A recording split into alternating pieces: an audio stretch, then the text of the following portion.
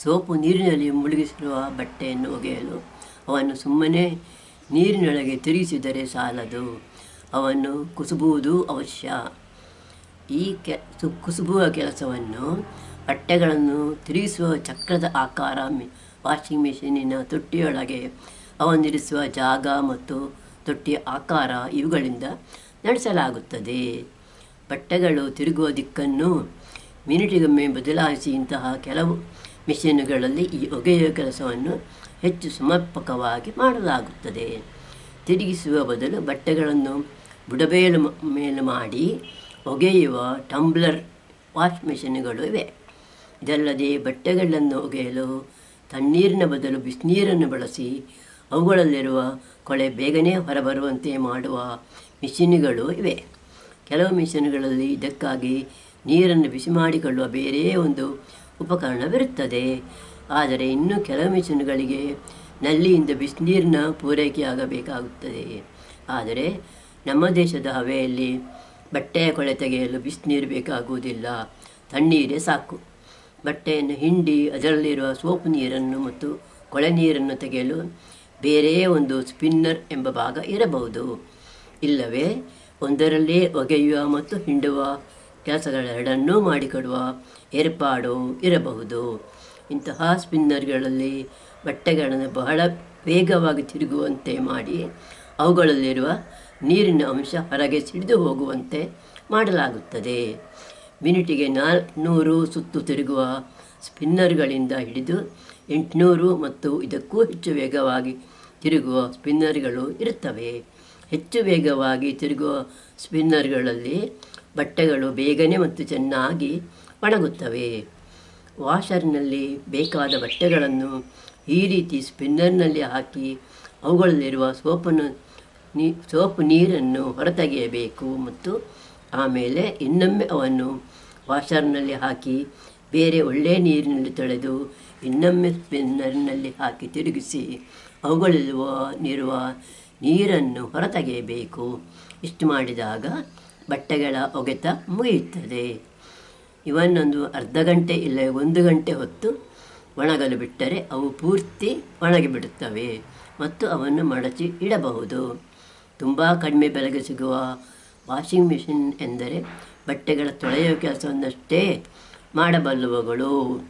ಇವುಗಳಲ್ಲಿ ಬಟ್ಟೆಯನ್ನು ನಾವೇ ಕೈಯಿಂದ ಹಿಂಡಿ ಆಮೇಲೆ ಇನ್ನೊಮ್ಮೆ ವಾಷರ್ನಲ್ಲಿ ಹಾಕಿ ತೊಳೆದು ತಿರುಗಿಸಿ ಹಿಂಡಿ ಒಣಗಲು ಹಾಕಬೇಕು. ಸ್ಪಿನ್ನರ್ ಇರುವ ಮೆಷಿನ್ನಲ್ಲಿ ಈ ಎರಡು ಕೆಲಸಗಳನ್ನು ಮಿಷಿನ್ನೇ ಮಾಡುತ್ತದೆ. ಆದರೆ ಒಂದು ತೊಟ್ಟಿಯಿಂದ ಇನ್ನೊಂದು ತೊಟ್ಟಿಗೆ ಬಟ್ಟೆಗಳನ್ನು ಹಾಕುವ ಕೆಲಸವನ್ನು ನಾವೇ ಕೈಯಿಂದ ಮಾಡಬೇಕು. ಒಮ್ಮೆ ಬಟ್ಟೆಗಳನ್ನು ಮೆಷಿನ್ನೊಳಗೆ ಹಾಕಿ ಸ್ವಿಚ್ ಆನ್ ಮಾಡಿದರೆ ಎಲ್ಲ ಕೆಲಸಗಳನ್ನು ತಾನೇ ಮಾಡಿ ತೊಳೆದು ಹಿಂಡಿ ಚೊಕ್ಕ ಮಾಡಿದ ಬಟ್ಟೆಗಳನ್ನು ಹೊರಗೆ ಕೊಡುವ ಆಟೋಮೆಟಿಕ್ ವಾಷಿಂಗ್ ಮಿಷಿನ್ಗಳು ಮಾರ್ಕೆಟ್ನಲ್ಲಿ ಸಿಗುತ್ತವೆ. ಮೇಲೆ ಹೇಳಿದಂತೆ ಬಟ್ಟೆಗಳನ್ನು ತೊಳೆಯುವಾಗ ಒಂದು ದಿಕ್ಕಿನಲ್ಲಿ ಮಾತ್ರ ತಿರುಗಿಸುವವುಗಳು, ಎರಡೂ ದಿಕ್ಕುಗಳಲ್ಲಿ ತಿರುಗಿಸುವವುಗಳು ಮತ್ತು ಬಟ್ಟೆಗಳನ್ನು ಅಡಿಮೇಲೆ ಮಾಡಿ ಒಗೆಯುವವುಗಳು ಟಂಬ್ಲರ್ ವಾಶ್ ಎಂದು ಬೇರೆ ಬೇರೆ ಬಗೆಯವುಗಳು ಇರ್ತವೆ. ಇದಲ್ಲದೆ ಬಟ್ಟೆಯನ್ನು ಮೇಲ್ಗಡೆಯಿಂದ ಹಾಕಿ ತೊಳೆಯುವಂತಹವುಗಳು ಮತ್ತು ಮುಂದುಗಡೆಯಿಂದ ತುಂಬಿಸಿ ತೊಳೆಯುವಂತಹವುಗಳೆಂದು ಎರಡು ಬಗೆಯ ಮಿಷಿನ್ಗಳಿರುತ್ತವೆ. ವಾಷಿಂಗ್ ಮಿಷಿನನ್ನು ಕೊಂಡುಕೊಳ್ಳುವ ಮೊದಲು ಅವುಗಳಲ್ಲಿ ನಮ್ಮ ಮನೆಯ ಕೆಲಸಕ್ಕೆ ಯಾವುದು ಒಳ್ಳೆಯದು ಎಂಬುದನ್ನು ಸರಿಯಾಗಿ ಆಲೋಚನೆ ಮಾಡಿ ಕೊಂಡುಕೊಳ್ಳಬೇಕು. ಮನೆಯಲ್ಲಿ ನೀರಿನ ಕೊರತೆ ಇದೆಯಾದರೆ ಮತ್ತು ನಲ್ಲಿಯಲ್ಲಿ ಯಾವಾಗಲೂ ಹರಿಯುವ ನೀರಿಲ್ಲವಾದರೆ ಆಟೋಮೆಟಿಕ್ ವಾಷಿಂಗ್ ಮಿಷಿನ್ ಕೊಂಡುಕೊಳ್ಳುವುದು ಒಳ್ಳೆಯದಲ್ಲ. ಆಟೋಮೆಟಿಕ್ ಅಲ್ಲದ ಮೆಷಿನ್ಗಳಿಗೆ ಎಷ್ಟು ಬೇಕೋ ಅಷ್ಟು ನೀರನ್ನು ಬಕೆಟಿನಿಂದ ಸುರಿದು ಬಟ್ಟೆಯನ್ನು ತೊಳೆದುಕೊಳ್ಳಬಹುದು. ಸ್ಪಿನ್ನರ್ ಇಲ್ಲದ ಮಿಷಿನನ್ನು ಕೊಂಡುಕೊಂಡರೆ ಒಗೆದ ಬಟ್ಟೆಯನ್ನು ಕೈಯಿಂದಲೇ ಹಿಂಡಬೇಕಾಗುವುದಾದ ಕಾರಣ ಕೆಲಸ ಹೆಚ್ಚು ಮತ್ತು ಅನುಕೂಲತೆ ಕಡಿಮೆ. ಇದಲ್ಲದೆ ಬಟ್ಟೆಗಳನ್ನು ಒಣಗಿಸಲು ಕಷ್ಟವೆನಿಸುವ ಮಳೆಗಾಲದಲ್ಲೂ ಸ್ಪಿನ್ನರಿನಿಂದ ಹಿಂಡಿದ ಬಟ್ಟೆಗಳನ್ನು ಬಹಳ ಬೇಗ ಒಣಗಿಸಲು ಬರುತ್ತದೆ.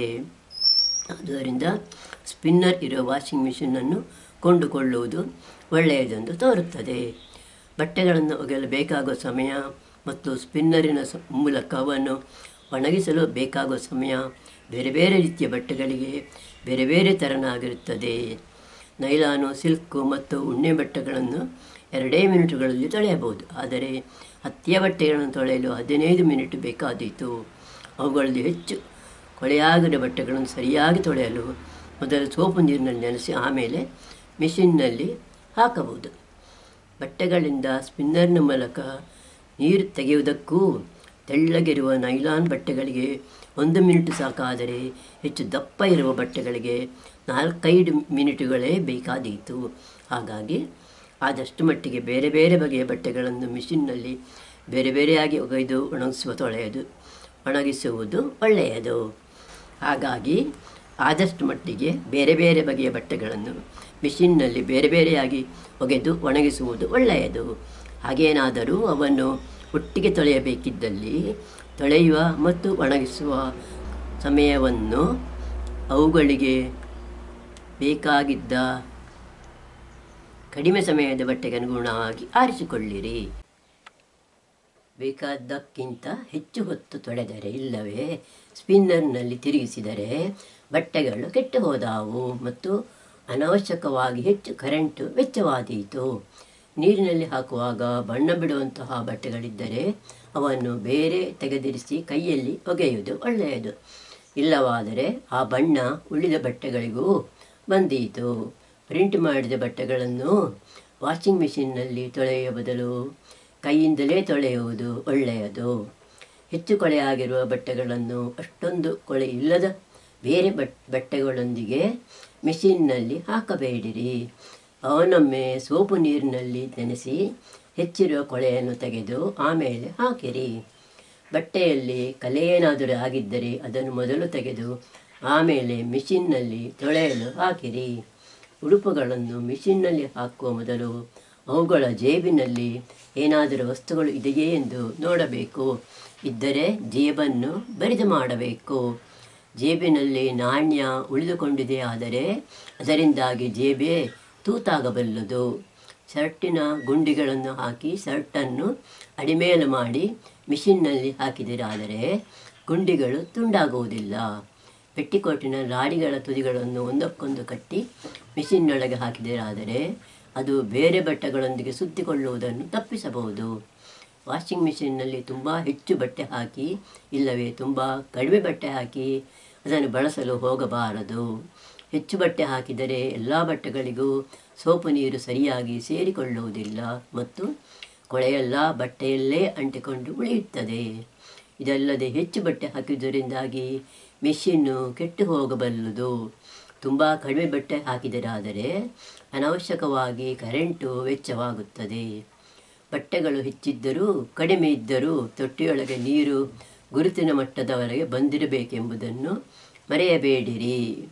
ಸೋಪಿನ ಪುಡಿ ಇಲ್ಲವೇ ಡಿಟರ್ಜೆಂಟನ್ನು ನೀರಿನ ಮಟ್ಟಕ್ಕನುಗುಣವಾಗಿ ಎಷ್ಟು ಹಾಕಬೇಕೆಂದು ಬರೆದಿದೆಯೋ ಅಷ್ಟೇ ಹಾಕಿರಿ.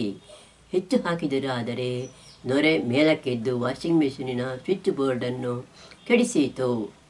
ಗಡಸು ನೀರಾದರೆ ಸೋಪಿನ ಬದಲು ಡಿಟರ್ಜೆಂಟ್ ಪುಡಿಯನ್ನು ಬಳಸುವುದೇ ಒಳ್ಳೆಯದು. ಸೋಪು ಪುಡಿಗೆ ಗಡಸು ನೀರಿನಲ್ಲಿ ನೊರೆ ಬರುವಂತೆ ಮಾಡುವ ಶಕ್ತಿ ಇಲ್ಲ. ವಾಷಿಂಗ್ ಮಿಷಿನನ್ನು ಸಮತಟ್ಟಾದ ಜಾಗದಲ್ಲಿ ಇರಿಸಬೇಕು. ಓರೆಯಾಗಿ ಇಲ್ಲವೇ ಅತ್ತಿತ್ತ ಅಲುಗಾಡುವಂತೆ ಇರಿಸಿದರಾದರೆ ಅದರ ಮೋಟಾರ್ಗಳು ಸರಿಯಾಗಿ ಕೆಲಸ ಮಾಡಲಾರವು. ಹೆಚ್ಚು ತೇವವಿರುವ ಜಾಗದಲ್ಲಿ ಮಿಷಿನನ್ನು ಇರಿಸಿದರಾದರೆ ಬಹಳ ಬೇಗನೆ ಅದರ ಭಾಗಗಳಿಗೆ ತುಕ್ಕು ಹಿಡಿದೀತು. ಇದಲ್ಲದೆ ಬೆಂಕಿಯ ಬಿಸಿ ತಗಲಬಹುದಾದ ಜಾಗದಲ್ಲಿ ಮಿಷಿನನ್ನು ಇರಿಸಬೇಡಿರಿ. ಅದರಲ್ಲಿರುವ ಪ್ಲಾಸ್ಟಿಕ್ಕಿನ ಭಾಗಗಳಿಗೆ ಬೆಂಕಿ ಹತ್ತಿಕೊಳ್ಳಬಲ್ಲುದು ಇಲ್ಲವೇ ಬೆಂಕಿಯ ಬಿಸಿಗೆ ಅವು ಬಗ್ಗಿ ಹೋಗಬಲ್ಲುವು. ವಾಷಿಂಗ್ ಮಿಷಿನ್ನಿಗೆ ಕರೆಂಟು 3 ಪಿನ್ನುಗಳಿರುವ ಪ್ಲಗ್ಗಿನ ಮೂಲಕವೇ ಬರುವಂತೆ ಮಾಡಿರಿ. ಅದರ 3ನೇ ಪಿನ್ನಿಗೆ ಸರಿಯಾಗಿ ನೆಲದ ಸಂಪರ್ಕವಿದೆಯೇ ಎಂಬುದನ್ನು ಖಚಿತಪಡಿಸಿಕೊಳ್ಳಿರಿ. ವಾಷಿಂಗ್ ಮಿಷಿನ್ನಲ್ಲಿ ನೀರನ್ನು ಬಳಸುತ್ತಿರುವುದರಿಂದ ಈ ರೀತಿ ನೆಲದ ಸಂಪರ್ಕವಿಲ್ಲವಾದರೆ ಮಿಷಿನ್ ಕೆಟ್ಟು ಹೋದಾಗ ಬಲವಾಗಿ ಶಾಕ್ ಕೊಡಬಲ್ಲುದು. ಇದಲ್ಲದೆ ಮಿಷಿನ್ನಿಗೆ ಕರೆಂಟನ್ನು ಒದಗಿಸುವ ತಂತಿ ಕೆಟ್ಟು ಹೋಗಿದೆಯಾದರೆ ಅದನ್ನು ಕೂಡಲೇ ಬದಲಿಸಿಕೊಳ್ಳಬೇಕು. ಅದು ವಾಷಿಂಗ್ ಮಿಷಿನಿನ ಕೆಳಗಡೆ ಸಿಕ್ಕಿಕೊಳ್ಳುತ್ತಿಲ್ಲವೆಂಬುದನ್ನು ನೋಡಿಕೊಳ್ಳುತ್ತಿರಬೇಕು. ಈ ತಂತಿಯ ಉದ್ದ ಕಡಿಮೆಯಾಗಿದೆಯಾದರೆ ಅದಕ್ಕೆ ಬೇರೊಂದು ತಂತಿಯನ್ನು ಜೋಡಿಸಿ ಉದ್ದ ಮಾಡಲು ಹೋಗಬೇಡಿರಿ. ಹಾಗೆ ಜೋಡಿಸಿರುವಲ್ಲಿಗೆ ನೀರು ಬಿದ್ದು ಶಾಕ್ ಬರಬಲ್ಲದು. ಮಿಷಿನಿನೊಳಗೆ ನೀರು ಹಾಕದೆ ಸ್ವಿಚ್ ಆನ್ ಮಾಡಬೇಡಿರಿ. ಹಾಗೆ ಮಾಡಿದರೆ ವಾಷಿಂಗ್ ತೊಟ್ಟಿ ಕೆಟ್ಟು ಹೋಗುತ್ತದೆ. ಮಿಷಿನಿನ ಬಳಕೆಯಾಗುತ್ತಿರುವಾಗ ಮನೆ ಬಿಟ್ಟು ಹೊರಗೆ ಹೋಗಬೇಡಿರಿ. ಬಟ್ಟೆ ಒಗೆದಾದ ಮೇಲೆ ಮಿಷಿನನ್ನು ಒರೆಸಬೇಕು. ಅದರೊಳಗೆ ನೀರು ನಿಂತಿರಬಾರದು. ಒಳಗೆ ಸೋಪು ಅಂಟಿಕೊಂಡಿದ್ದರೆ ಸೋಪ್ ಇಲ್ಲದ ಡಿಟರ್ಜೆಂಟಿನಿಂದ ತೊಳೆದು ತೆಗೆಯಬೇಕು. ಹೀಗೆ ಮಾಡಿದ ಮೇಲೆ ಮಿಷಿನನ್ನು ಸ್ವಲ್ಪ ಹೊತ್ತು ಮುಚ್ಚದೆ ಇರಿಸಿರಿ. ಆಗ ಒಳಗಿರೋ ತೇವವೆಲ್ಲ ಹೊರಗೆ ಹೋಗುತ್ತದೆ.